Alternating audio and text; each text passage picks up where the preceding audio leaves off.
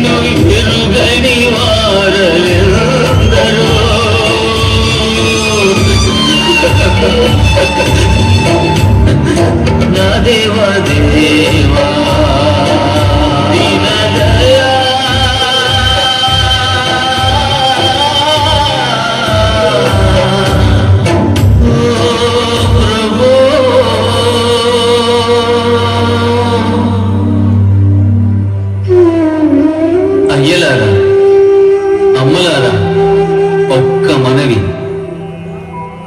అల్పుడనైనా నా మనవి అంగీకరించండి. నేను మీ వలె స్వేచ్ఛగా తిరగలేను, పని పాట్లు చెయ్యలేను. జాలి కలిగిన అమ్మలు, దయ కలిగిన అయ్యలు, ఈ బీదవాని మాట అంగీకరించండి. దేవుడు ఉన్నాడని ఇంకా కొందరికి సందేహం, కానీ దేవుడు ఉన్నాడు. ఆయనే ఈ లోక రక్షకుడు. ఈ లోకమును, అందరి సమస్తమును సృజించినవాడు. ఆయన తప్ప మనకు వేరొక దేవుడు లేడు. మానవుని ఈ జీవితం తర్వాత ఆయనతో కూడా ఉండాలని దైవ రాజ్యాన్ని సృజించిన మోక్షాధికారి. ఆయన పేరే యెహోవా. ఆయనను అంగీకరించువారు వారి పాప శాపము నుండి రక్షింపబడి ఆ దైవ రాజ్యములో దేవునితో కూడా ఉంటారు. ఆయన దేవుడని ప్రతి నాలుక ఒప్పుకొనుగాక. ఈ బీద లాజరు ఈ చిన్న మనవిని అంగీకరించండి. తాతయ్య, అయ్యో చాలా ఆకలిగా ఉన్నట్టున్నావు. ఇదిగో ఈ రొట్టెను తీసుకుని తిను. ఆ పరమదేవుడే నిన్ను దీవించునుగాక తల్లి. హా, దేవుడా? దేవుడంటే ఎవరు తాతయ్య? చిన్నదానవైనా మంచి ప్రశ్న అడిగావు. దేవుడంటే ఈ మట్టిని బొమ్మగా చేసి దానిలోనికి ఆయన జీవవాయువును ఊది మనుషునిగా చేసినవాడు. ఆయన రూపాన్ని పోలికను మనకు ఇచ్చినవాడమ్మా. మా ఇంటిలో మట్టితో చేసిన బొమ్మలు చాలా ఉన్నాయి. ఆ బొమ్మలు అందమైన రంగులతో చాలా బాగుంటాయి. అవి నాకు చాలా ఇష్టం కూడా. పిచ్చి తల్లి, ఆ బొమ్మలు వేరు. అవి మనుష్యులు చేసినవి. అవి మనలా మాట్లాడవు, నడవవు, వినవు. అయితే మనం దేవుని చేత చేయబడిన వారం. మనం ప్రార్థన చేస్తే ఆయన వింటాడమ్మా. ప్రార్థన ప్రార్థన అంటే ఏంటి తాతయ్య?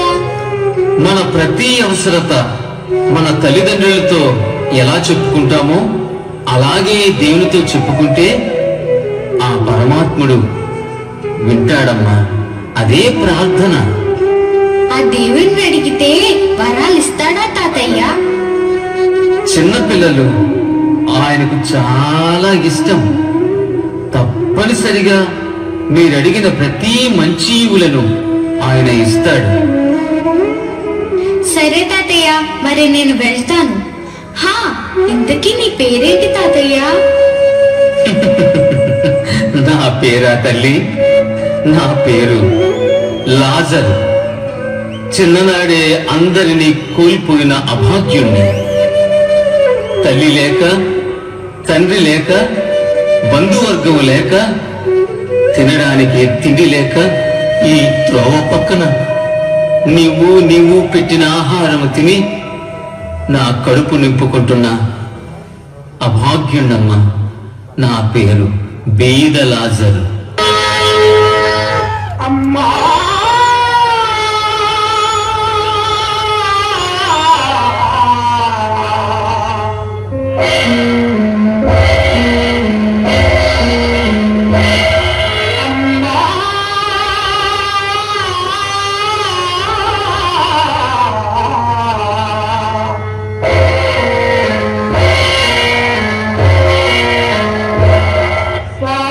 సాగిపోయే బ్రతుకునావా, ఆగిపోయే దారిలో,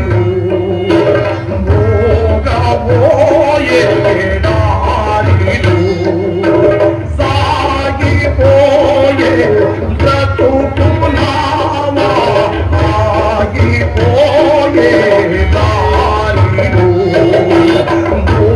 మోగబోయే దారిలో.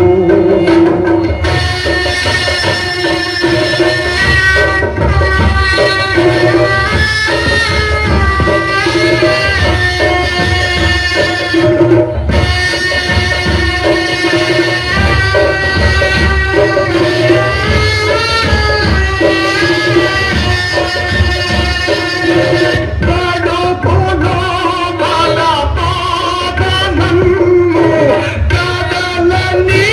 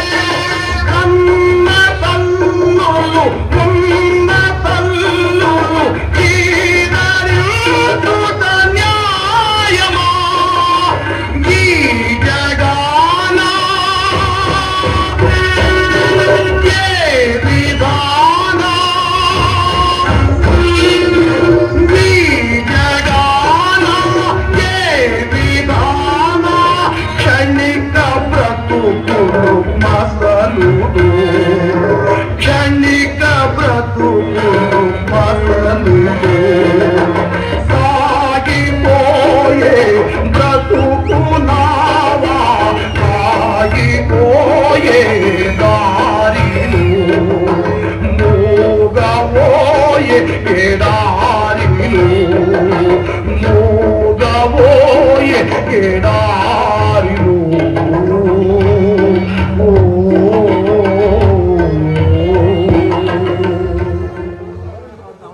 దేవుడి దయ వల్ల కొద్దిగా ఆహారం దొరికింది, తింటాను. ఛీ, ఛీ, ఛీ, ఈ కుక్కలు కూడా ఈ ఆహారం తినట్లేదు. అయ్యో, ఈ గాయాలను ఈ కుక్కలు నాకుతున్నాయి. ప్రభువా, ప్రభువా, శరీరము లోపల నుండి ఈ గాయములు పెడుతున్న బాధ ఒక ప్రక్క, ఈ కుక్కలు నాకుతుంటే భరించలేని ఒక బాధ, నిలువ నీడలేదు. అయ్యా, ఏమిటి ఈ బాధ? భరించలేకుండా ఉన్నానే.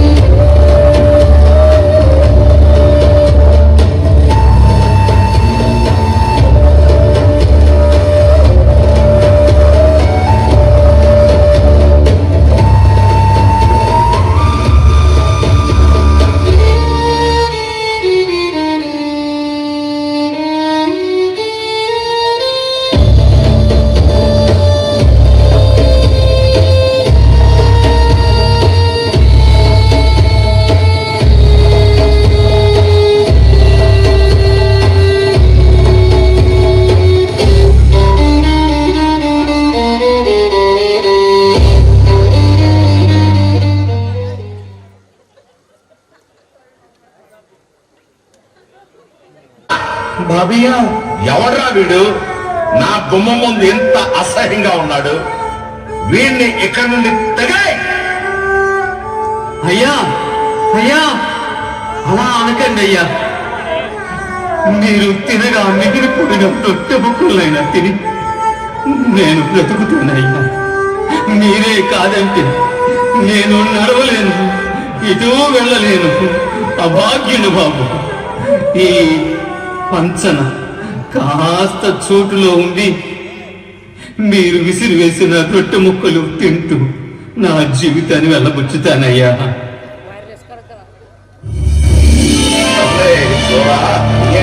చూడరా, మన ధాన్యపు కొట్లు సమృద్ధిగా నిండి ఉన్నాయి. తరతరాలు కూర్చొని తిన్న తరగని ఆహారం. నా పాడవా, తినమో, త్రాగమో, సుఖించమో, ఈ లోకాన్ని సంపూర్ణంగా అనుభవించు. నీకు కావలసిన వేసవి కాలపు భవనాలు, చలికాలపు భవనాలు కట్టించాను. అనుభవించే సుఖ భోగాలు నీకే. తండ్రి, సకల చరాచర సృష్టికర్త, ఇంత కాలం ఈ భూమిపై నిన్ను ఘనపరిచే కృపనిచ్చావు. అనేక మందికి సువార్తను ప్రకటించే కృపనిచ్చావు. నా ఆకలిని తీర్చుకోవడానికి ఈ ధనవంతుని వాక్యలను అనుగ్రహించావు. దేవా, నేను కన్ను మూసే సమయము ఆసన్నమయ్యిందయ్యా. అయ్యలారా, అమ్మలారా, ఈ బీద లాజరు ఆకర్మణం. సర్వలోక సృష్టికర్తను మరువకండి. ఆయనందు విశ్వాసముంచండి. నీ కొరకు ఒక గొప్ప రాజ్యాన్ని ఆయన స్థాపించాడు. ఆ రాజ్యం కొరకు ఎదురు చూడండి. దేవా, జగద్రక్షక, ఈ బీద దీనుని నీ రాజ్యములో చేర్చుకోవా. నీ ముఖాన్ని చూడాలని ఆశతో ఉన్నానయ్యా. ఇంతకాలం ఈ భూమిపై నేను పడిన బాధ నీకు తెలియనిది కాదు, కానీ నా ఆశ, నా కన్నులు నిన్ను చూడాలని తపన పడుతూ ఉన్నాయ్యా. నీ రాజ్యంలో నా కొరకు కాస్తంత చోటిప్పించండి బాబు. నా తుది శ్వాస నిన్ను చూడాలనేటువంటి నా కోరిక నాలో ఆతృతతో ఎదురు చూస్తున్నాను బాబు. ఎక్కడరాని దేవుడు, చూపించరాని దేవుడు, ఎక్కడరాని దేవుడు, చూపించరాని దేవుడిని చూపించరా.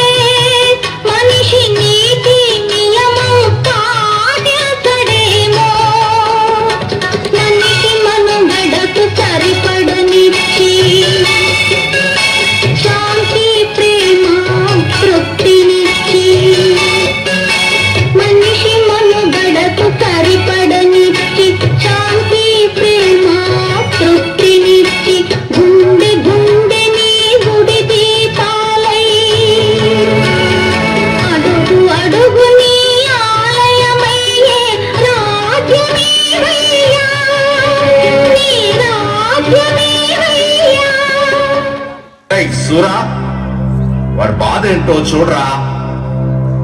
నాజరు, ఓ నాజర్ బాబు, మా కామంది గారు కోప్పడుతున్నారు.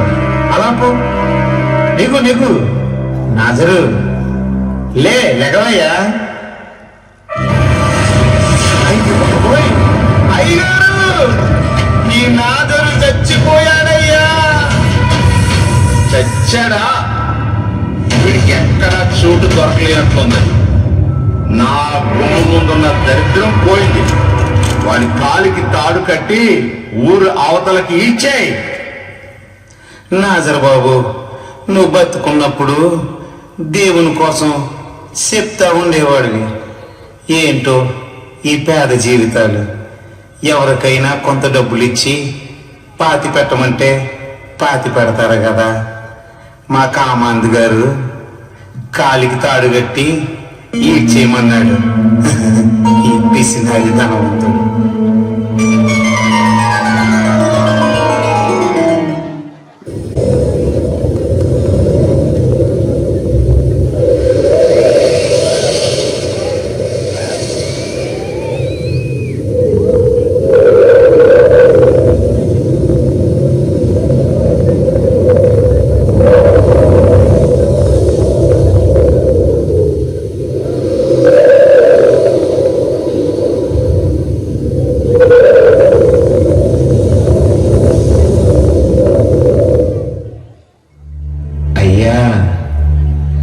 అయ్యగారు, లైట్స్ ఆన్. అయ్యా, నన్ను వదిలేసి వెళ్ళిపోయారా? నన్ను ఒంటరి చేసేసారా? ఇక్కడి నుంచి మాకు దిక్కవా అయ్యా? ఈ రాత్రే దేవుడు నీ ప్రాణమడిగితే, ఈ రాత్రే దేవుడు నీ ప్రాణమడిగితే, సంపాదన ఎవరిదగును యోచించితివా? సంపాదన ఎవరిదగును యోచించితివా? ఇంతలోన కనబడి అంతలోన మాయమయ్యే ఆవిరి వంటిదిరా ఈ జీవితం. లోకాన కాదేది శాశ్వతం.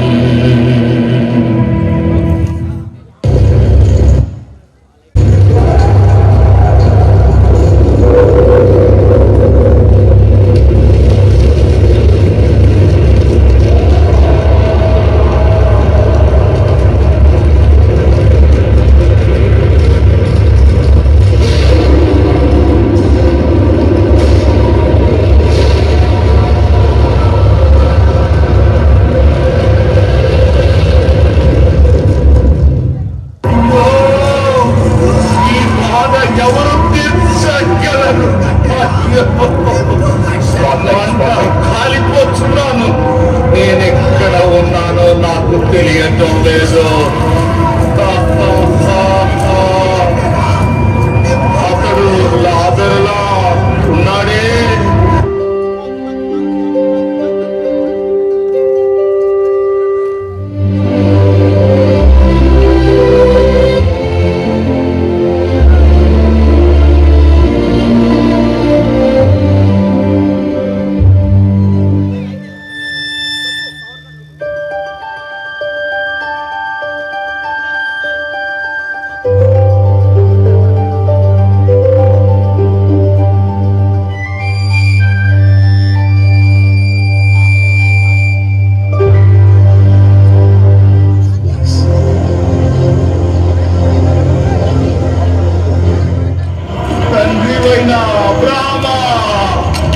అబ్రామా, నా యందు కనికరపడి లాజరు తన వేలి కొనను నీళ్లలో ముంచి నా నాలుకను చల్లార్చుటకు లాజరును పంపవా?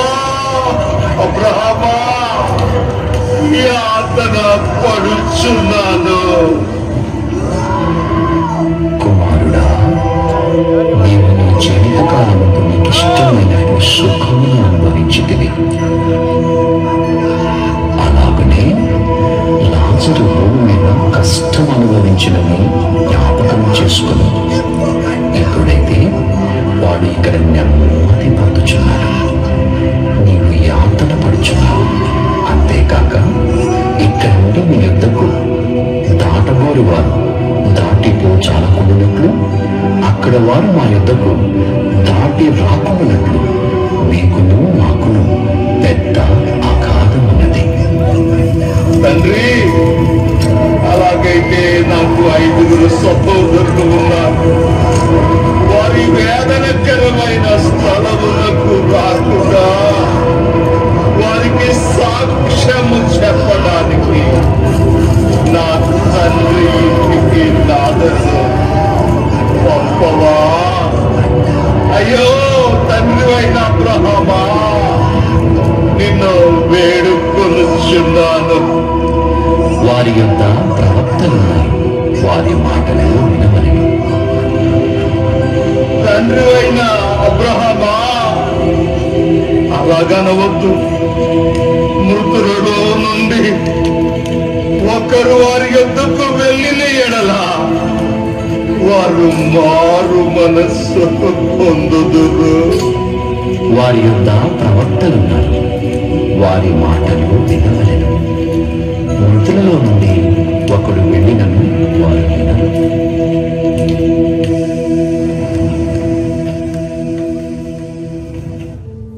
ఇది కథ కాదు, ఆ కాలంలో జరిగిన ఒక యథార్థ గాథ. ఇది మనకు ఒక పాఠం నేర్పుతుంది. ధనవంతుడు సుఖభోగాలు అనుభవించాడు, కానీ తన ముందు ఉన్న లాజరు పట్ల దయచూపలేదు. తనకు అవకాశం ఉన్నా ఎటువంటి సహాయం చేయలేదు.